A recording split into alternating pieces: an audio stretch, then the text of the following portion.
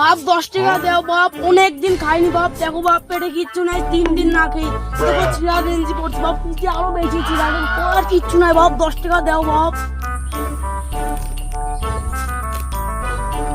দেখি জানটা টানা 1 মিনিট কথা বলে নি, একটু কথা বলে নি।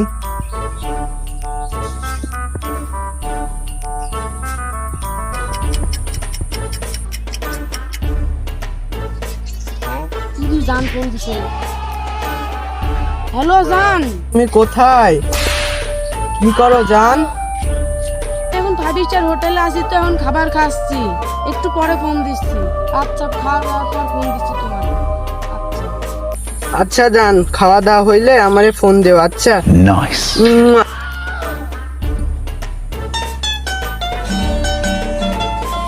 আপনারা